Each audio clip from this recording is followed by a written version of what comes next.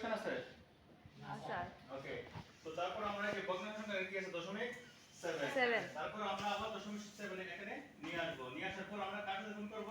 2 2 কি বাইনারি সংখ্যার বেস বা ভিত্তি। ভিত্তি তাহলে 2 এখানে দিলাম, তারপর এর সাথে এটা গুণ করলে কত বের হয়? 1.4 1.4 1.4 ঠিক আছে। এখন আমরা ভগ্নাংশে যাব। ভগ্নাংশ তোমার কি আছে এখানে? দশমিক 4 শুধু কোন দশমিক 4 ভগ্নাংশ মানে কি দশমিক, বুঝছো? আর এখানে লিখেছি তুমি তোমরা এখানে প্রথম গুণ করবা, গুণ করার পর গুণফলটা এখানে লিখবা, ঠিক আছে? গুণফল লেখার পর এই যে ভগ্নাংশ লেখা আছে, তারপর এখান থেকে ভগ্নাংশ নিয়ে যাবে। এখানে ভগ্নাংশ কি আছে? দশমিক 4 বোর্ডে লাইট লাগতেছে। তারপর এখানে পূর্ণ সংখ্যা কি আছে? 1 1 ঠিক আছে। পূর্ণ সংখ্যা 1 তাহলে আবার তুমি ভগ্নাংশকে আবার এখানে নিয়ে আসবা। দশমিক 4 ইনটু 2 2 এটা কোন কত হবে? 0.8 0.8 0.8 না 0.8 এখানে ভগ্নাংশ 8 পয়েন্ট 8 আর কোন সংখ্যা কি আছে? 0 0 ক্লিয়ার টুকু? হ্যাঁ জি স্যার আমরা একটা লাগা দুটো নিতে পারি বা আরো একটা নিতে পারি, সমস্যা নাই, বুঝছো? তাহলে আমরা আবার সেই দশমিক আটে আবার নিয়ে আসবো এখানে দশমিক 8 ইনটু 2 কত হইরা? ওটা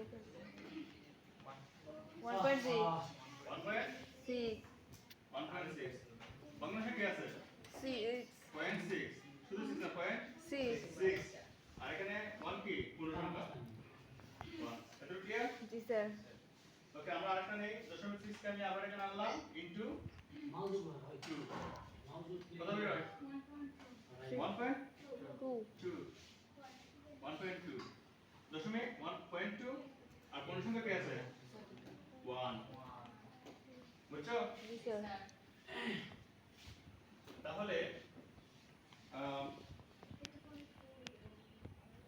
আমরা যখন আমরা ডেসিমাল বাইনারি করছি জি স্যার তখন আমরা কি করছি মানে উপর থেকে নিচ থেকে উপরে গেছে না নিচ থেকে উপরে গেছে না জি স্যার আর আমরা ভগ্নাংশের ক্ষেত্রে আমরা উপর থেকে কি করব লাইট জ্বলে নিচে যাব উপর থেকে নিচে যাব রাইট তাহলে তোমার এখানে কোন সংখ্যা কি কি আছে 1 1 0 1 1 বুঝছো তাহলে আমাদের এখানে এটা কি দশমিক 85